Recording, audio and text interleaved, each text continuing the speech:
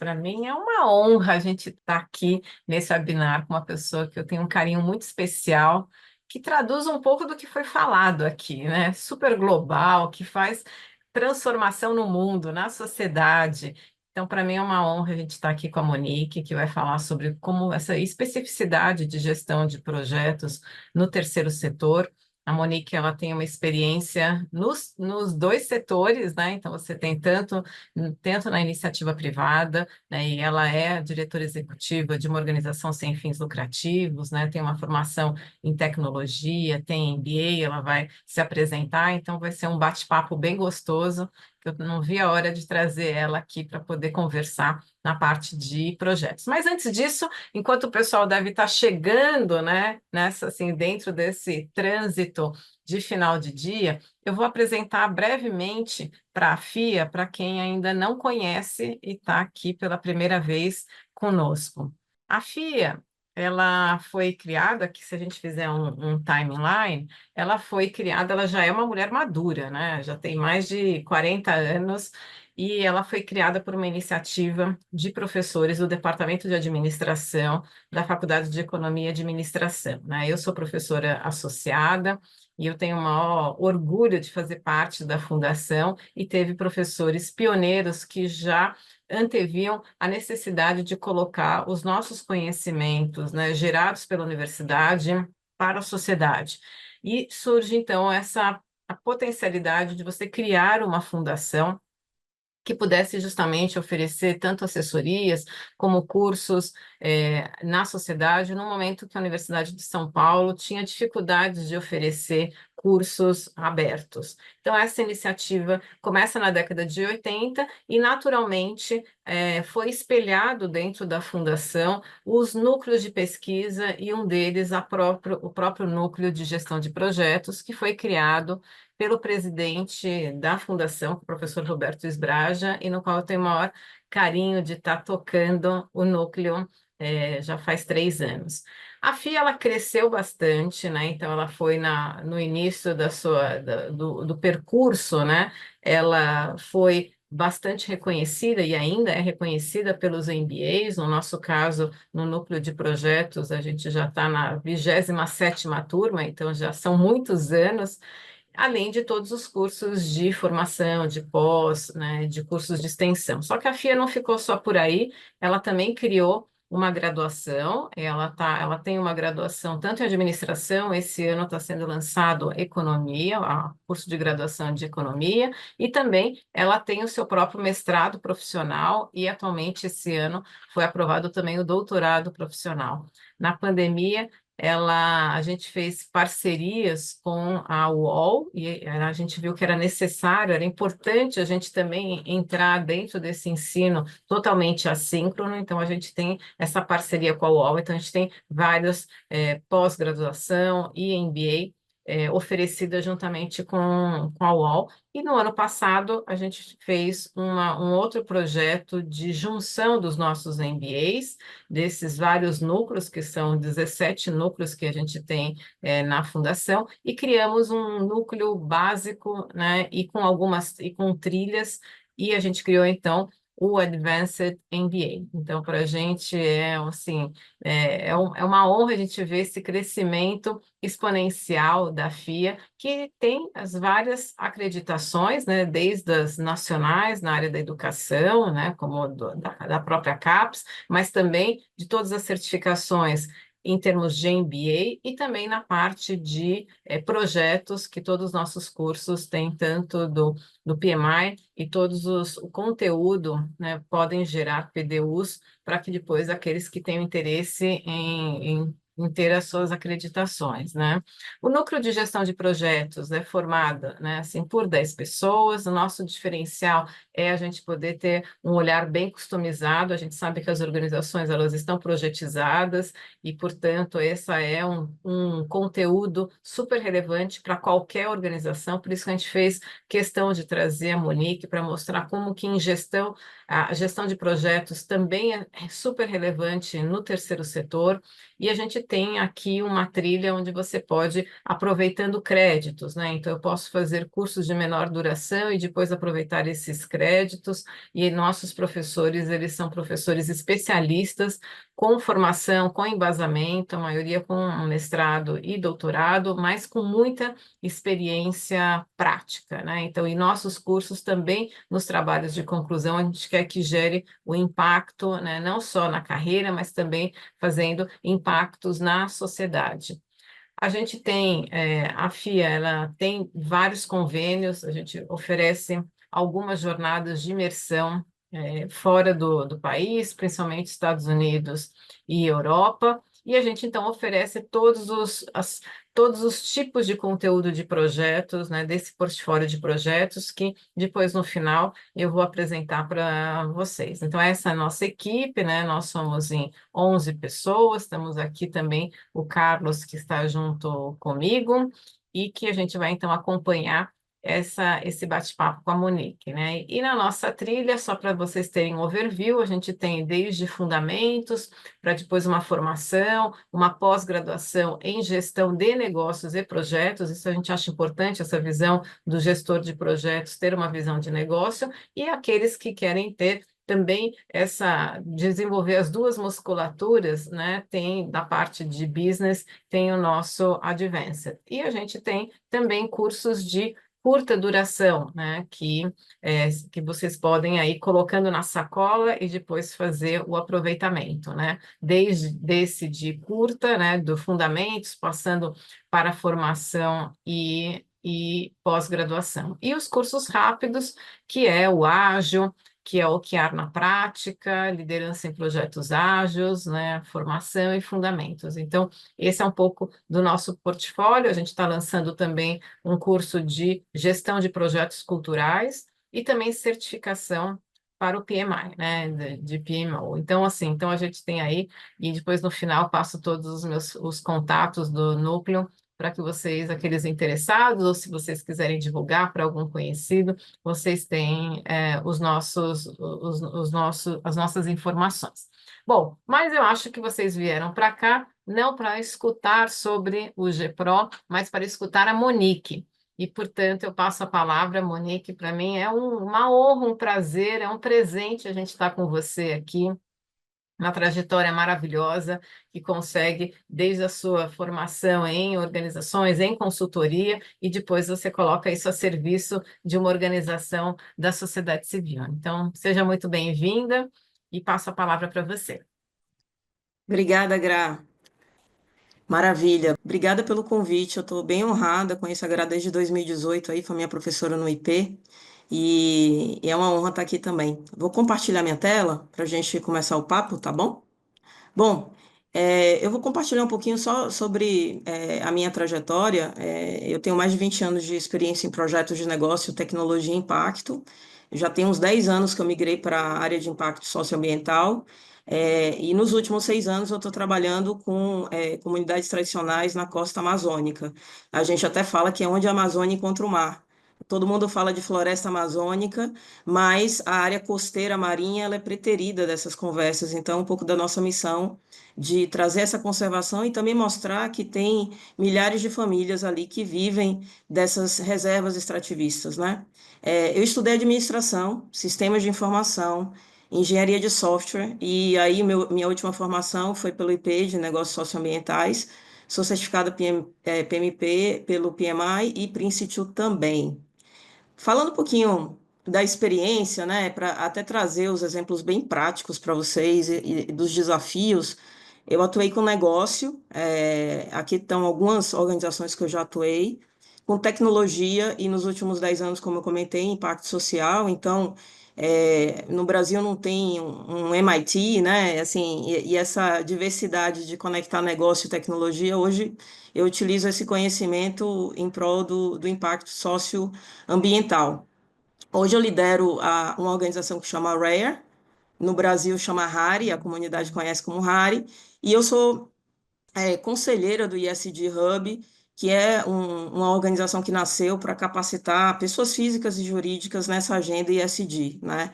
E aí o nosso tagline é lidere a mudança. Não, não espera o governo, não espera setor privado. A ideia é que você faça mudança no seu dia a dia para que gere um impacto global com ações locais, né? Mas entrando um pouco no detalhe do porquê que eu estou aqui hoje, e aí, se eu estiver falando grego ou baianês, vocês vão anotando aí as perguntas, a gente pode esclarecer no final. Mas eu trouxe seis desafios aqui, Gra, para tentar simplificar e tangibilizar, né? Então, assim, terceiro setor, um dos desafios é recursos, recursos financeiros, recursos humanos, em especial recurso financeiro que o nosso trabalho é de longo prazo, né? Então, achar doadores que criem esse relacionamento de longo prazo é bem desafiador. Pessoas para operar, pessoas para atuar na agenda.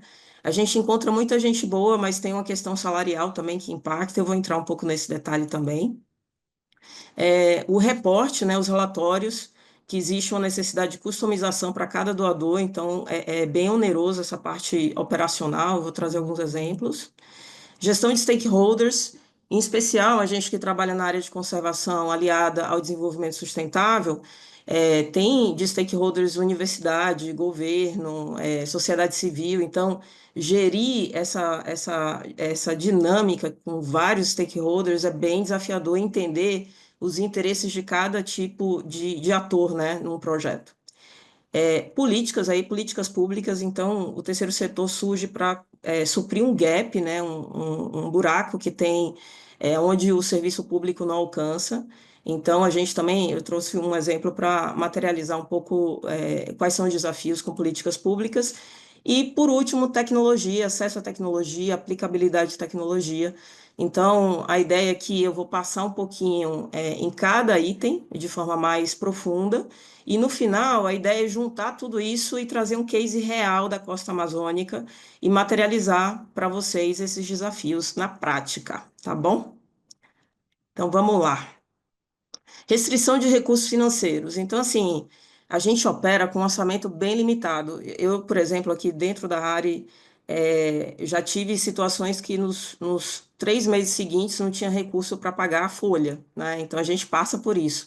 Hoje, graças a Deus, esse ano, com o ano passado, o time todo e a mérito do time, a gente conseguiu captar mais de 20 milhões de reais para atuar nessa agenda.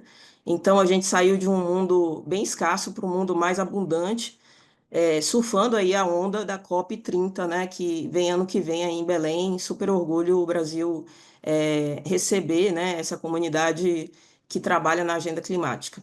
E a gente tem o que a gente chama de orçamento restrito e orçamento irrestrito. O que que é isso? O orçamento restrito, os doadores eles colocam exatamente, olha, você tem que usar com viagem, você tem que usar com capacitação, você tem que usar com workshop. E não pode mudar. Então, aquela linha, aquele orçamento não pode mudar. O orçamento irrestrito é o que permite dar flexibilidade, por exemplo, para desenvolvimento de pessoas, ou para comprar uma ferramenta, ou para fazer auditoria. Então, é complexo achar um doador que consiga financiar também outras atividades adjacentes, como, por exemplo, marketing e comunicação. A gente precisa comunicar o impacto, né? E nem sempre isso está dentro do pacote do projeto que a gente eventualmente venha negociar com o doador. E tem muito essa demanda de projetos customizados, sabe, pelos investidores. Então, a todo momento, a gente busca conectar os pontos, é um puzzle, é um quebra-cabeça mesmo, para a gente conseguir aliar a visão de longo prazo com o objetivo do doador também. Então, às vezes, a gente faz uma engenharia do tipo doador A com doador B é que vai gerar o impacto. Eu vou trazer esse exemplo aqui em Soure, lá na Ilha do Marajó. Queria até, inclusive, se alguém já trabalha no terceiro setor, coloca aqui o seu comentário sobre se você conhece a Ilha do Marajó. O Brasil é fantástico e lindo. E esse processo de captação, ele é contínuo, sabe? Eu que trabalhei no setor privado, se você trabalha no telecom, a meta é vender linha de celular, né? A nossa meta é alcançar o impacto e ter essa visão de longo prazo e contínua é extremamente desafiadora, né? a gente sempre promove a transparência, o controle na prestação de contas, isso que dá e constrói a confiança com o doador, né? E também com o público-alvo do trabalho que a gente executa. E também, assim, existe uma competitividade por recurso, né? O terceiro setor é um setor, assim como o setor privado, assim como governo. Então, assim, existe um orçamento, um pote de várias instituições filantrópicas e indivíduos, onde existe uma competitividade de organizações para conseguir captar aquele recurso. Então, se você conta uma história, uma narrativa, gera impacto e já tem resultados para mostrar, aí sim você está no caminho da conquista. Eu aprendi, na verdade, a fazer captação nos últimos 6 anos. E foi um processo muito ongoing, sabe? Aprendendo fazendo. Hoje existem métodos, quem quiser se aprofundar, existe como você fazer cursos e estratégias de captação, mas basicamente a gente monitora institutos e fundações e relacionamento com indivíduos mesmo, que são apaixonados pela causa, tá bom? Então, esse é o desafio número um, recursos. Desafio número dois, de pessoas, né? Existe um excelente corpo técnico, tipicamente, né? Não só em organizações ambientais, mas organizações com foco social. Então, por exemplo, na nossa equipe, a gente tem 4 pessoas com doutorado, sabe? Pessoas com mestrado. Mas tem oceanógrafo, biólogo, ecólogo, e tipicamente não vem com esse skill de gestão de projeto, né? Gestão de pessoas, gestão de orçamento, não conhece as ferramentas. Então, é um desafio por exemplo, quando eu entrei na organização, eu geria o orçamento e tudo estava em meu nome. Eu tinha que aprovar tudo, era uma loucura. Agora, a gente dividiu os potes de dinheiro, digamos assim, para cada budget owner. E fica muito mais fácil de gerir, porque a gente dá autonomia com responsabilidade, controla, mas deixa na ponta essa gestão propriamente dita do recurso, né? Então, facilitou muito a nossa vida. Mas é um desenvolvimento, né? Um desenvolvimento das pessoas conquistarem essa habilidade de gestão, né? Tanto de orçamento, quanto de pessoas, quanto o escopo também. Um desafio é o salário também, compatível. A gente é super compatível até com o setor privado, mas não são todas as organizações que conseguem. Existe uma carga tributária no Brasil que, se alguém ganha 5 mil para a organização, vira 9 mil de custo, né? Quase o dobro, em função dos impostos retidos. E aí, o que onera muito para a organização do terceiro setor é todo ano tem dissídio, tem um aumento da inflação, e aí você negocia um contrato que esse contrato, essa inflação não foi negociada, né? Como que você cobre esses buracos? Por isso que a gente faz essa engenharia.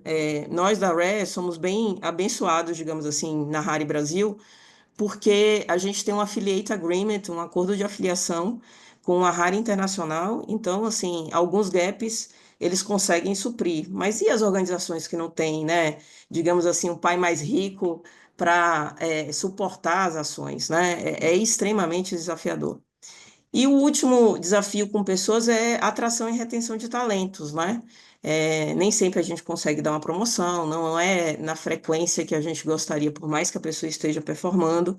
Mas o lado positivo de tudo isso é que, tipicamente, quem sai da Rari para um outro lugar continua na agenda, continua na rede. Então, uma pessoa saiu da Rari e foi para o ICMBio, que é o Instituto Chico Mendes, que é uma autarquia do Ministério do Meio Ambiente. Uma pessoa saiu, foi para o Ministério do Meio Ambiente Municipal. A pessoa saiu, foi trabalhar na universidade que faz pesquisa com a gente. Então, meio que a forma que a gente encontra alavancar a relação mesmo quando a pessoa sai, né? E geralmente ele vai para o mesmo ambiente, digamos assim, e a gente consegue executar excelentes parcerias, né? Então, assim, os desafios existem, mas a gente sempre tem que ser criativo com as estratégias para suprir esse gap, né? Então, esse é o desafio número 2, desenvolvimento e gestão de pessoas. Reporte aos doadores, né? E medição de resultado e impacto. Existe, eu acho que vocês devem, dependendo do público aqui, sabem a diferença do que é uma atividade. Eu fiz um workshop, por exemplo, eu fiz um treinamento, né? O resultado, a depender, ele não vem depois da execução do treinamento. É um trabalho mais de longo prazo, né? E aí, em alguns casos, para o doador, ao invés da gente demonstrar um impacto, a gente demonstra muito mais um resultado ou uma saída de uma execução, né? E por isso que, para alcançar esse objetivo de longo prazo, ele requer um blended de doadores, né? Então, assim, o doador filantrópico vai doar aquele capital semente. A gente desenvolveu até aqui a comunidade. Aí tem uma parte 2 que é desenvolver um negócio, tem uma parte 3 que é desenvolver mercado. Então, a gente trabalha com essa criatividade, né?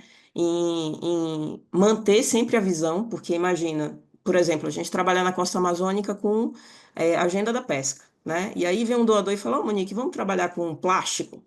Se a cada doador você muda o seu escopo de trabalho, você acaba se perdendo na visão, né?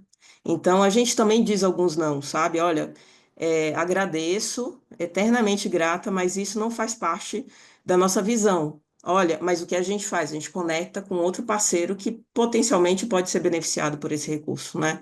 Então é um outro desafio, e isso está conectado também com o report, né? Quando você escreve um escopo, para cada doador, a gente tem que fazer um reporte diferente. Tem um template do doador, né? Então, imagina, você está controlando vários projetos aqui, você tem um portfólio de projetos, e para cada doador, você tem uma estratégia de como reportar.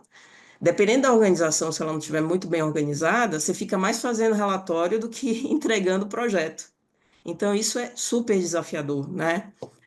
A gente não tem, por exemplo, um escritório de projeto, mas a gente já está cogitando em ter uma pessoa centralizando isso, porque apareceram novos projetos robustos, inclusive como Petrobras Socioambiental, né? É muito detalhista, né? Tudo, tem que fazer 3 orçamentos para tudo, então os contratos, tem comparação de preço.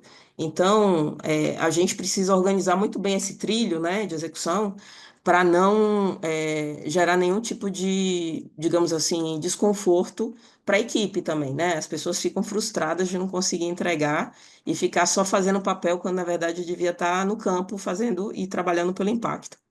É, mas basicamente é isso, a questão de resultados e impacto, os doadores com diferentes visões, essa demanda sempre focada no resultado ou no impacto, e nem sempre a gente consegue fazer isso dentro do prazo do doador, e essa necessidade de compor recursos para gerar efetivamente o impacto almejado. Eu vou dar o exemplo no final, fica mais concreto para vocês o que é que eu estou falando sobre isso. Gestão de stakeholders, né? Eu até coloquei aqui, problemas complexos se resolvem em rede. Para resolver um problema ligado a uma ODS, ODS da água, ODS climática, ODS oceano, ODS é Objetivos do Desenvolvimento Sustentável. Se tem algum termo aí que a gente não esteja, que vocês não estejam familiarizados, perguntem no final. Mas basicamente, assim, o problema é tão complexo, né? A gestão da costa brasileira. O Brasil, enorme, tem 17 estados costeiros. Não tem problema trabalhar com parceiro, sabe? Assim, a gente não vai conseguir resolver o problema de toda a costa, né? E aí, quando eu falo gestão de stakeholder, é gerir o parceiro de outra organização da sociedade civil, é gerir o governo, ajudar a gerir o governo e até mesmo aqueles envolvidos que não apoiam a causa. Você tem que gerir também quem não está apoiando a causa. Por exemplo, a gente trabalha numa área onde a comunidade se sente ameaçada pela exploração de petróleo, mas o governo, por exemplo, vê o benefício de trazer o petróleo em função dos royalties, né? Do petróleo e desenvolvimento do território. Então, a gente fica no meio do caminho, né? Entre uma demanda da comunidade e uma visão do governo, como que a gente faz? Então, requer muitos skills de negociação, gestão de conflito, comunicação não violenta, sabe? São soft skills que também é algo que só com a maturidade e a vivência que você vai pegando um pouco desse traquejo, né? É bem complexo compreender e identificar essa sinergia com os envolvidos. Então, hoje, por exemplo, a gente atua em várias esferas, conselhos, comitês. Eu tive no Conselho Nacional do Meio Ambiente e cada um tem um interesse diferente, né? Como que você junta esses interesses diferentes para um objetivo único? Esse é um desafio enorme para o terceiro setor, sabe? Para financiamento e para mobilização também, né? Para a gente conseguir gerar resultado. Um dos penúltimos desafios aqui, o desafio político, né? A gente tem muita limitação de implementar tudo. Então, às vezes, o nosso time num projeto com um doador não é atendido porque tem uma barreira governamental. Por exemplo, a gente vem trabalhando na agenda de carbono azul, né? Carbono azul é o carbono que está na região costeira marinha, então vem dos manguezais, vem dos corais, né? Se engana que floresta amazônica é pulmão do mundo, tá? O pulmão do mundo é o oceano, na verdade, é a região costeira. Um manguezal sequestra 4 vezes mais carbono do que uma floresta tradicional. Então, a gente assinou um contrato com o doador para, olha, Rari, ajuda a gente a criar uma área protegida para fechar toda a costa do Pará de mangue em proteção. Só tem que o nível estadual tem um interesse, o nível federal tem outro interesse, o município tem outro interesse. Como que você alinha esses interesses para falar, legal, Lula, vamos assinar esse decreto? Então a gente conseguiu, depois de 8 meses, na verdade, de atuação, mas era um desafio da comunidade, um pedido deles que existia há 16 anos. Então, assim, se não entrasse um ator que coordenasse essa articulação, né, política e que desenhasse um pouco do ganha-ganha para cada nível, não ia chegar nesse consenso, sabe? Não é só o doador entregar aqui, toma, tá aqui o recurso, cria área protegida.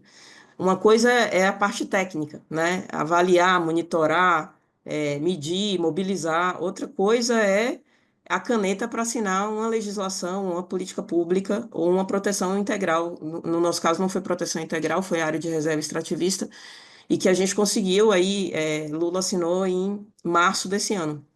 Então foi uma mega vitória, sabe? E a comunidade nem estava acreditando, porque já tinham passado 16 anos, sabe? Quando falar, isso daqui não vai acontecer nunca mais. Estavam, descrentes, né? Não acreditava mais no sonho. E é muito bacana quando a gente consegue um resultado desse. Mas às vezes a gente não consegue. Então aqui é só um exemplo prático da questão do desafio político, né? E um outro desafio que, em alguns momentos, a gente não tem um caminho.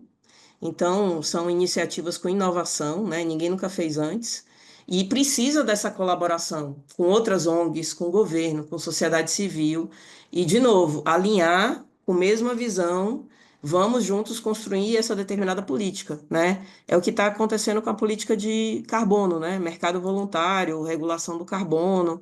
Então, o Brasil ainda não está lá formalizado, mas o estado do Pará, por exemplo, o governador Helder saiu na frente e ele articulou e está desenhando aí o mercado jurisdicional de carbono, e que quando o Brasil estiver nesse nível de maturidade vai se integrar, mas por enquanto ele está andando um pouco mais na frente, né? Então esse aí é um exemplo de desafio político. E o último desafio é a questão de tecnologia, né? Assim, nem todas as organizações estão nessa era digital. Então, muita coisa é feita no papel. Então, por exemplo, a gente fazia um monitoramento ecológico e produtivo com a comunidade em áreas onde não tem internet, né? Assim, não tem cobertura e é complexo, o Brasil de tamanho continental. Então, como que a gente faz? Assim, a área não tem acesso à internet, né? Hoje a gente ainda tem um Starlink que funciona, tal, mas é caro. Para você manter uma associação local, eles não têm esse recurso, R$ 300 por mês, uma associação local, sabe? Então a gente tem que ser muito criativo, alavancar a tecnologia, sim, mas entender as restrições físicas de infraestrutura, né, com relação à internet e com relação à utilização também do celular. Às vezes a gente pensa numa sala, um aplicativo que vai resolver a vida, a gente pensou em um aplicativo para medir desembarque, né? Mas o pescador, ele falou, olha, não me acostumei a fazer isso, e agora? Então, assim, nem sempre a tecnologia é a solução, e em alguns casos é solução, mas a gente sofre uma barreira com a infraestrutura. Então, é um pouco na prática aí do desafio de tecnologia. Tudo bem até aqui, Gra? Legal. Olha, estamos aqui assim com alguns comentários no chat. Queria agradecer a Daniela, é nossa professora também aqui no GPRO, também tem atuado na área socioambiental. E a professora Rosa também está com a gente, viu, Monique? Então, Nossa, oi Rosa, foi minha professora também. Que honra. É, E aqui eu vou trazer um exemplo prático para vocês, colando, né, esses 6 desafios em um projeto específico, né? A gente trabalha na agenda de conservação propriamente dita, que é o monitoramento ecológico, produtivo, com apoio das universidades, ou desenvolvimento econômico sustentável, e a visão é bioeconomia, né? Bioeconomia é diferente de extrativismo. Então, extrativismo é, você tem um açaí lá no pé, você pega o açaí, processa, você tem o suco do açaí. Bioeconomia é você transformar, por exemplo, é o case que eu vou trazer para vocês, a catação do caranguejo, tira a massa do caranguejo, mas aí a casca ele faz uma, uma cápsula de colágeno, né? Ou seja, uma economia circular, digamos assim, nenhum tipo de resíduo é perdido e você transforma e agrega valor nesse produto. Então, isso que é bioeconomia. Mas trazendo uma curiosidade para vocês, assim, falando de Amazônia, né, e manguezais, o Brasil, ele tem quase 10% dos manguezais do mundo. E a maior faixa contínua de manguezal no Brasil está nessa costa amazônica, que envolve 3 estados, Pará, Amapá e Maranhão, né? Então a gente tem que ter orgulho disso, que é a maior e a maior faixa contínua de manguezais do mundo. A gente pede para a Indonésia, que é maior em área, mas no nosso caso é contínuo, e por isso que a gente estava buscando, né, junto com a comunidade, junto com o governo, a proteção dessa região costeira marinha. Mas aí trazendo o exemplo, né, concreto, aqui, ó, a gente atua nessa costa paraense aqui, onde está essa área colorida, tudo aqui é manguezal, ó, gente. Isso chama reentrâncias, né? São estuários que está aqui. Então, é onde tem o encontro da água doce com a água salgada.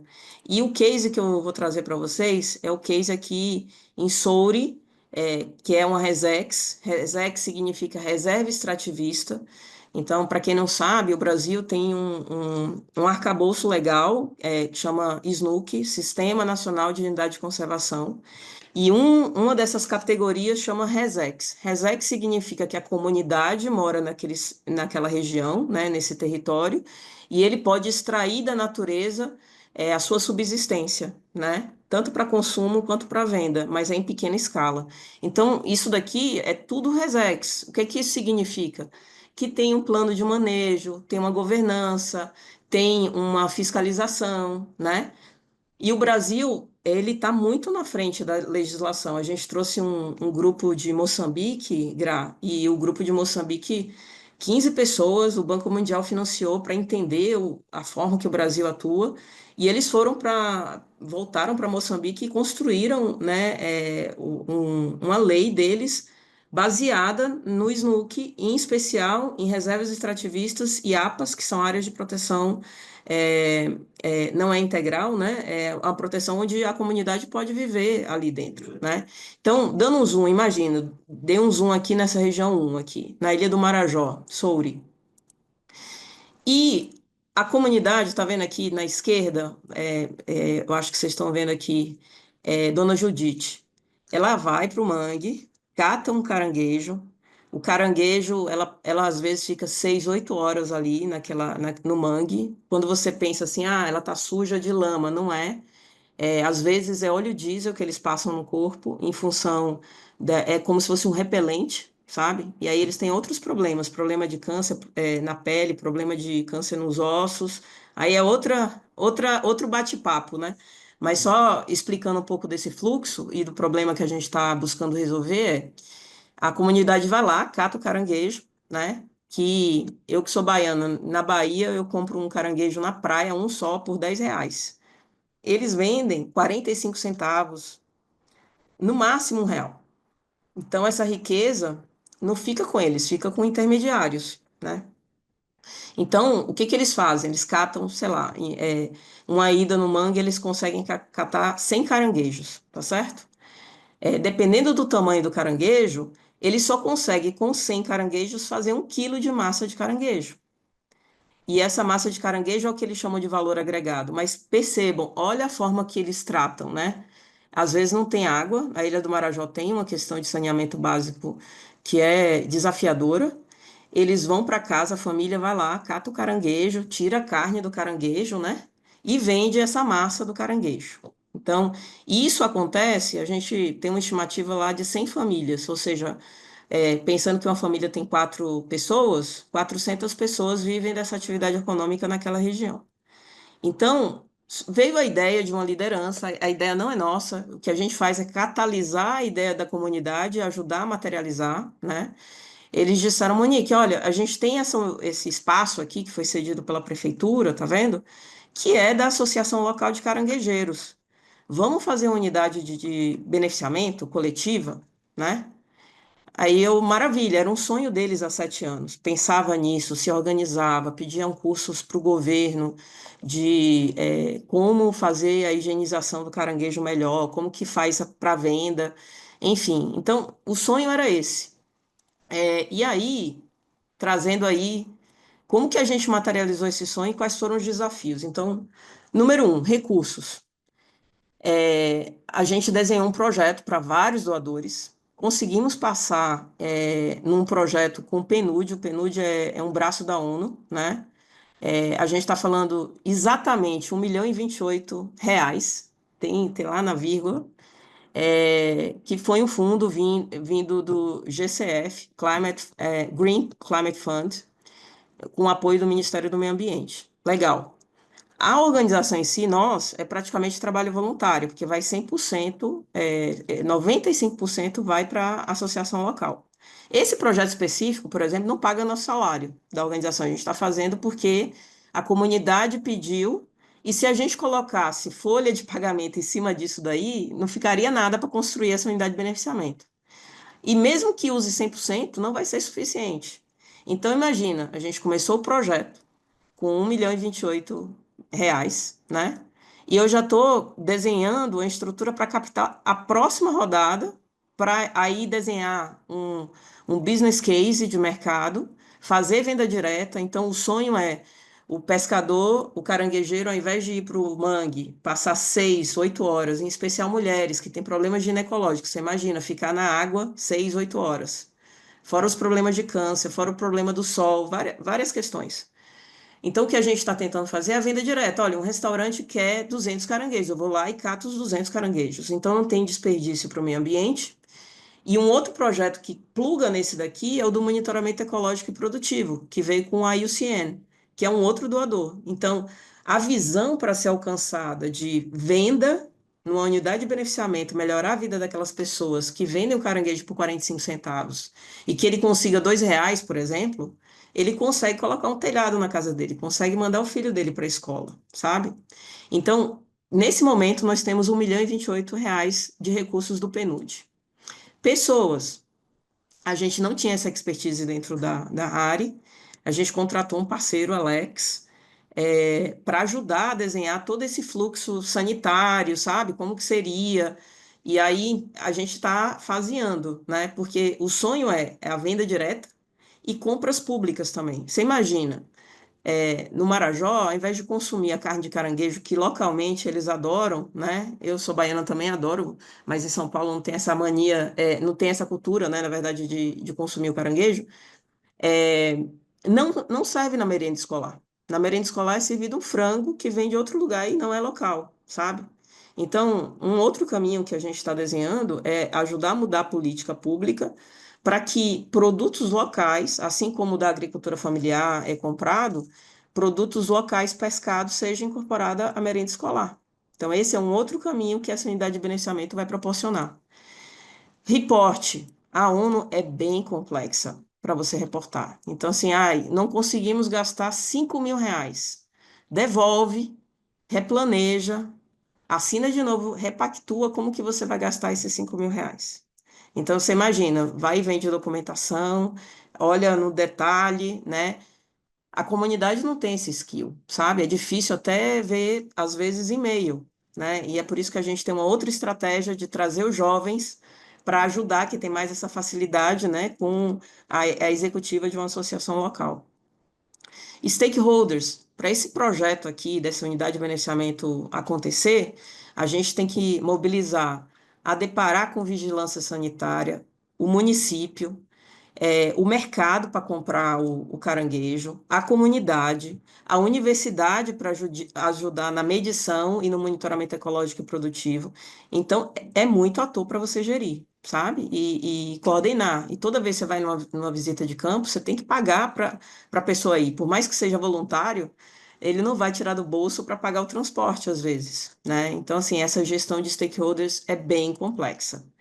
E políticas, como eu estava comentando, um sonho aqui e que a gente já está materializando é um caminho da compra pública, ou seja, o caranguejo ser consumido na merenda escolar ao invés de frango, né? Então, esse é um dos exemplos. E também flexibilizar a questão sanitária, que eles pedem um ultracongelador, sabe? Imagina, um ultracongelador, a energia que gasta um ultracongelador na Ilha do Marajó, onde eles não conseguem ter energia elétrica para todos os cômodos da casa, sabe? Então, não consegue ter a água. Então, é um outro desafio. A gente dá qualidade, né, sanitária, mas também não cobrar o que se cobra de uma indústria, né? É diferente as proporções. E por último, tecnologia, que é um projeto plugado nesse projeto da unidade de beneficiamento, que a gente conseguiu equipar o ICMBio com drones. Tem tecnologia, inclusive, uma das frentes de medição de salinidade de água, de temperatura, sabe? Para entender a flutuação da maré e o quanto que de caranguejo, de estoque de caranguejo tem na região, porque um caranguejo demora 10 anos para chegar na idade adulta. Imagina, 10 anos. Então ele só vai procriar depois de 10 anos, entende? Que são 7 centímetros. Se a comunidade não está orientada a pegar caranguejo só maior e pega um caranguejo menor, ao longo do tempo esse estoque vai cair. Então, assim, na Bahia, por exemplo, consumia caranguejo Sergipe. Agora está consumindo caranguejo do Maranhão, porque não tem mais caranguejo nem na Bahia nem no Sergipe, entende? Então é o que vai acontecendo, e é algo que você só sente depois que o impacto chega. Por mais que a gente fique contando a história cientificamente, né? Olha, vamos gerir os recursos, porque vai acabar, vamos gerir. Só quando acaba que a pessoa, opa, realmente é um problema. Então, isso daqui é para materializar um pouco desses 6 desafios em um projeto concreto, né? E aí, Gra, não sei quanto tempo a gente tem, a gente pode abrir para Ah, perguntas, se legal. tiver. Não, porque aqui já tem, assim, fora que tem pessoas que já atuam nessa área, né, Monique? Mas aqui eu já vou passar logo para a pergunta do Carlos, né, Carlos Cardoso, né, que ele pergunta se você tem conhecimento de alguma iniciativa similar do Pitu no Amapá, similar à do Não, Caranguejo do Pará. é um bom ponto. A questão de intercâmbio é super importante. A gente soube que tem uma unidade de beneficiamento no Maranhão, com comunidade, né? Para entender o modelo de negócio. É cooperado ou vai ser só da associação e a associação compra dos caranguejeiros que não são cooperados, mas por um preço mais justo? A gente ainda não tem essas respostas. Então, uma das estratégias é, agora, dia 18 de novembro, vai uma caravana para o Maranhão para observar e trazer um pouco desse know-how, dessa expertise, no Maranhão. Então, eu fico muito feliz se você puder passar esse contato aí no Amapá, que é uma das regiões que a gente já começou a trabalhar agora no meio do ano, e a gente vai ter um projeto que foi aprovado nos próximos 3 anos. Então, eu fico super feliz. O mundo é feito de contatos, né? Vai puxando Olha, de um lado de outro. pois Então, é, manda para mim, imagina. por favor. Ódio, assim, de um webinar, já pensou? Sai um projeto super bacana. Ó, Carlos, coloca aí teus dados de contato para quem sabe aí depois a gente já passa para Monique, né? Enquanto o pessoal vai colocando, assim, acho que teve algumas interações no chat, né, falando dessa importância das alianças, da colaboração, né? E eu acho que você foi com este exemplo, você foi explorando esses 6 desafios que você tem, essa questão da articulação ela é fundamental, ela é essencial. Eu tenho uma curiosidade de saber quais são, né, se, por exemplo, dando esse exemplo concreto, né, do projeto Casa Alcides, quais foram os grandes nós, né, assim, e quais são, assim, e em que ponto está? Vocês já estão numa fase de conseguir vender, já, assim, já gera alguma renda para aquelas famílias, né? Porque eu acho que é um caso incrível, né, de criação de um negócio, né, de um empreendimento Sim. de impacto. Então, eu fiquei curiosa para saber como está. Você falou que já está captando mais recursos, mas hoje, em que momento está? E qual foi a tua maior dificuldade? Eu digo, tua, de toda a equipe da Hair, né? Tá, maravilha, Gra.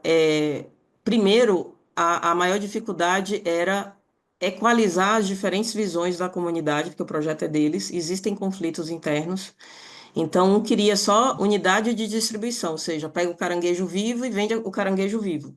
O outro queria unidade de beneficiamento, queria fazer a massa do caranguejo. As mulheres que têm filhos, ela faz a catação na casa dela. Se deslocar com o filho para um lugar físico diferente, aonde coloca os filhos, sabe? Uhum. Que estava ali do lado. Então, a gente aos poucos, está respondendo essas perguntas de maneira coletiva. Então, um projeto colaborativo com a comunidade vai durar muito mais tempo do que algo que é decidido top-down, né? Por exemplo, e não é nossa abordagem. A gente desenha com eles, né? Entendendo o modo de vida, entendendo a realidade. Não dá, por exemplo, de deslocar essas mulheres com filho, né? Inclusive, a gente está pensando, está criando dois fluxos, não pensando. Um, que o beneficiamento é feito na casa e a gente melhora a casa, a área de beneficiamento, e só faz a distribuição e já pega a massa de caranguejo e beneficia para um próximo nível. Por exemplo, faz coxinha de massa de caranguejo, faz hambúrguer de caranguejo.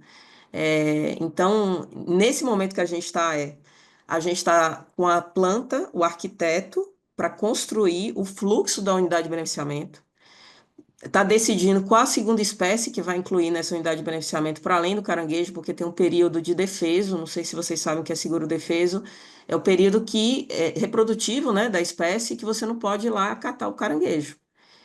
E aí, essas famílias vivem com qual renda? Se só ficar fixada no caranguejo. Então, a gente está avaliando o camarão, e a agricultura familiar também.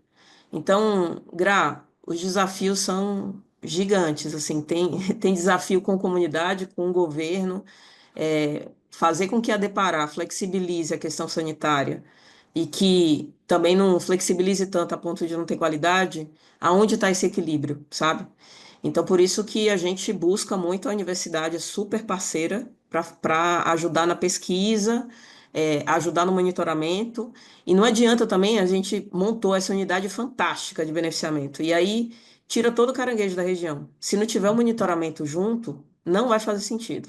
Então tem que melhorar a renda das famílias, tem que ser sustentável, ou seja, eu tenho que tirar caranguejo e caranguejos novos estarem surgindo, né? E a gente está desenhando para ter um case na COP 30. Então, até a COP 30 eu quero ter um resultado para a gente conseguir captar para um outro nível, por exemplo, esses produtos de valor agregado que eu estou comentando contigo. Ah, vamos fazer a coxinha e ter na gôndola do supermercado a coxinha da Ilha do Marajó beneficiado, onde eu tenho certeza que as famílias estão recebendo a venda direta e eu estou monitorando a biodiversidade, eu não estou só tirando da natureza, né? Nossa, assim, incrível, assim, bom, aqui já muitos elogios, inclusive da professora Rosa, hein? Olha que você sabe Opa, que nossa, agora eu cheguei a arrepiar, viu? Porque rosa é é, difícil de é, agradar. você falou incrível, né? Assim, né? E realmente é um projeto maravilhoso. Eu vou pedir só para assim, aqui, assim, para aqueles que estavam, alguns estavam levantando a mão, mas é que aqui no webinar a gente não tem o som dos participantes. Então, se você pudesse colocar a pergunta aqui no chat ou no question and answers, aí seria bacana. Enquanto isso, a gente vai tratando de outros aqui. Olha, mil elogios, Monique, assim, aqui Opa, no vou chat. deixar meu contato aqui. Se tiver É, projeto com sinergia, me é, a- procurem.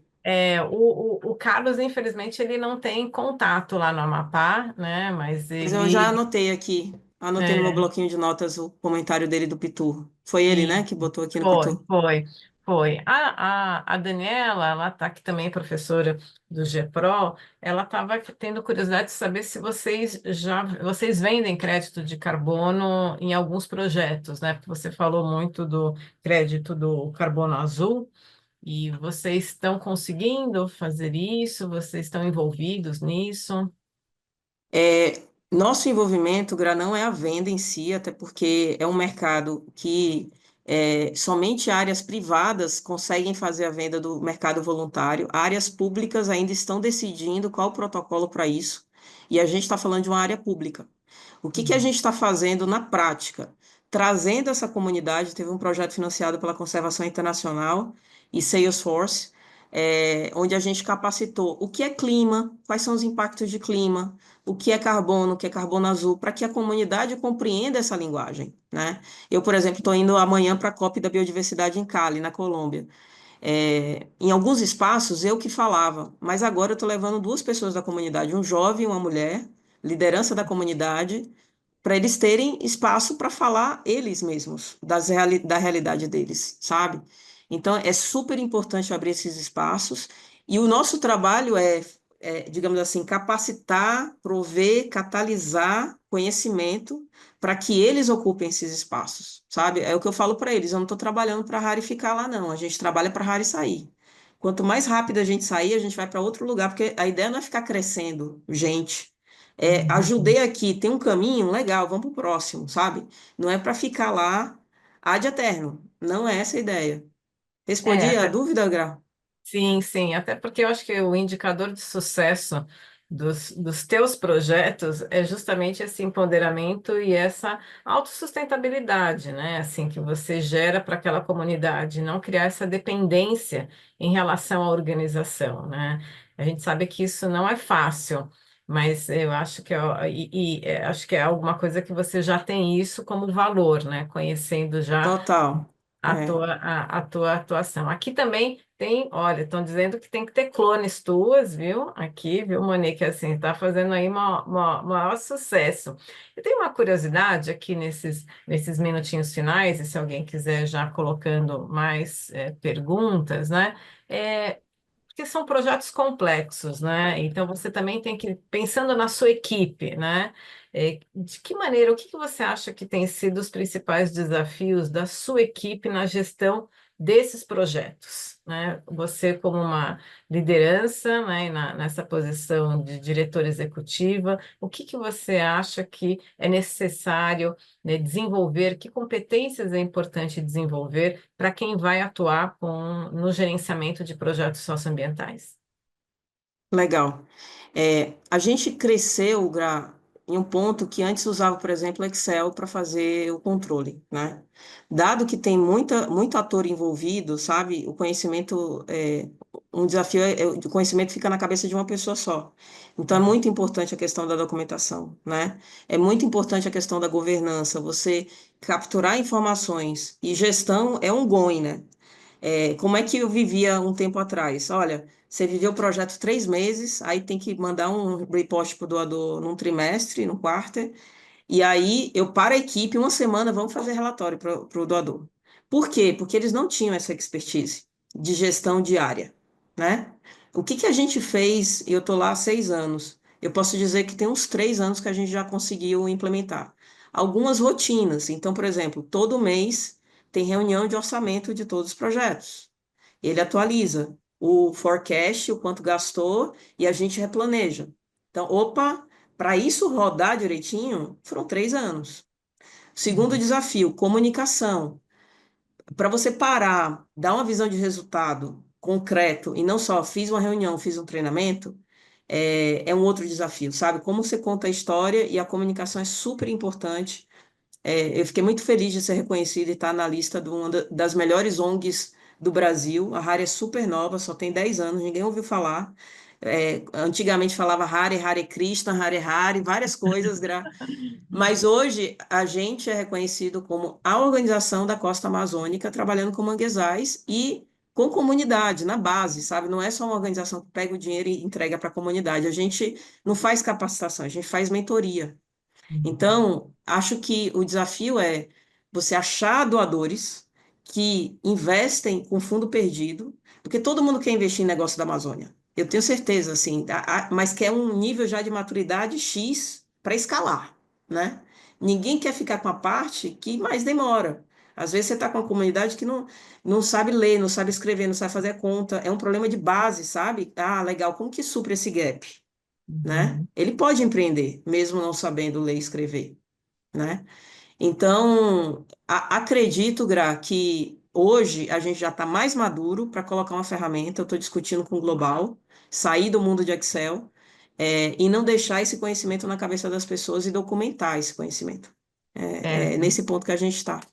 não, essa é uma parte de gestão do conhecimento é super importante, né? E assim, e você que, né, tem, né, certificação de PMI, assim, então, e você tem uma cabeça de tecnologia também, né? Assim, como então deve ter sido, né, desafiador, né? Não é fácil a gente introduzir esse mindset, né, dentro do terceiro setor, mas também quando coloca é o melhor dos mundos, né? Porque as pessoas já trazem, né, o propósito, né, a vontade de gerar valor socioambiental e ao mesmo tempo com essa cabeça assim de gestão.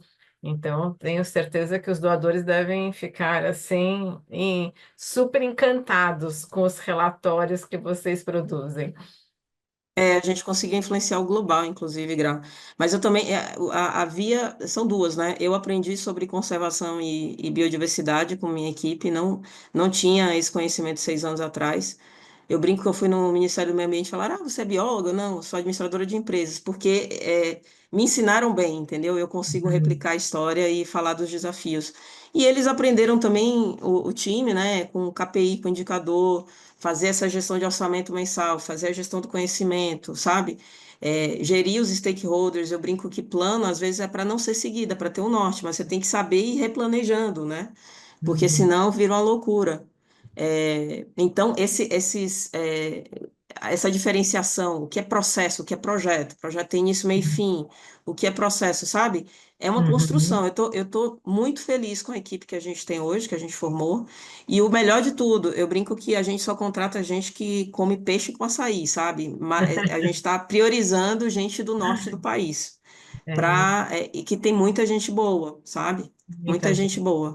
Não, e eu sou testemunha porque até você, quando teve vaga, você pediu para divulgar e tinha que ser de lá, então assim, e é isso, né? Aqui o Carlos, deixa eu ver como último comentário. Ó, mas a Patrícia, a Carla Patrícia falou que você assim, que você tem um mindset, né, de colocar para a equipe de autonomia socioeconômica. E aqui o Carlos Bacana. comentou, né, parabenizando, dizendo que, né, vocês estão ensinando a descrever onde tem peixe, gerar valor para todos os stakeholders, né? Eu acho que, de fato, o que você faz é uma aula de projetos, Monique. Então, eu queria agradecer muito, né, primeiro, assim, te parabenizar pela tua atuação na Rari. Eu ainda tenho dificuldade de falar Rari, né? Eu sempre falo Rare, Rare. né? Tem gente que fala hair, que é cabelo, na É, verdade, é rare, ou rari, né? Enfim, é, é melhor rari, chama rari, Gra. Estamos no Rari. Brasil, tem que falar português mesmo. É isso mesmo. Então, eu queria te parabenizar. Lindo trabalho, não só esse, dos diversos projetos que você tem. Agradecer pelo seu tempo, porque eu sei que você está lá. É mais fácil te encontrar em aeroporto do que Verdade. Nossa, a gente morando, a gente ainda mora próximo e é mais fácil, vai te encontrar em Guarulhos, né?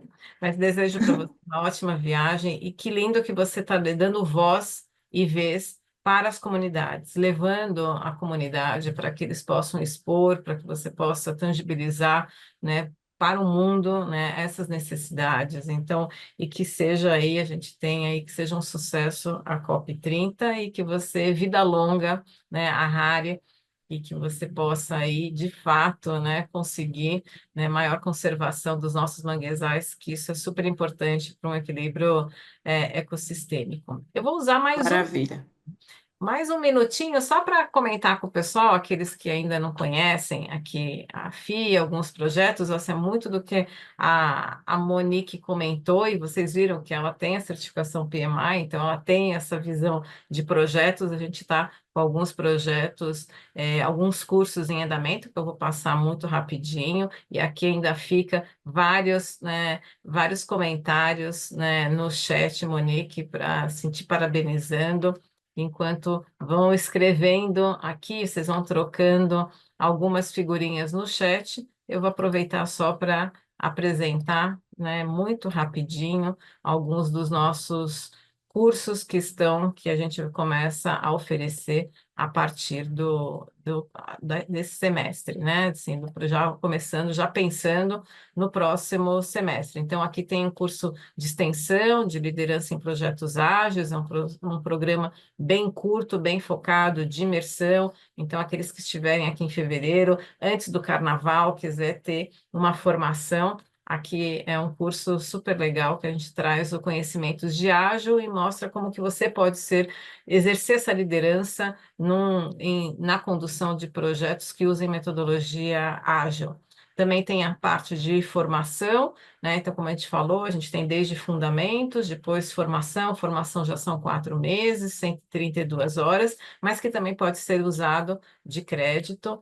Também temos a nossa pós, que também começa 10 de março, né? Então, aqueles que já fizeram, que estão aqui, que já fizeram formação ou fundamentos, pode usar os créditos, saindo muito mais em conta, né? A nossa pós. E um curso que tem feito o maior sucesso, que começa já para aqueles, a gente tem vagas limitadas, né? Sempre tem tido bastante demanda, que é o QARS na prática, né? De como que você define objetivos e monitora esses objetivos. Então, isso a gente tem, é um curso também de 12 horas, e já no final de abril a gente entra com uma formação de 40 horas na parte de gerenciamento ágil, né?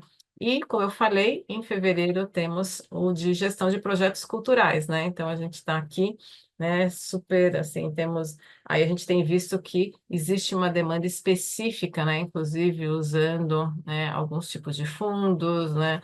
Recursos, né, que são vindos que vêm de governo. Então, assim, como que você faz essa gestão?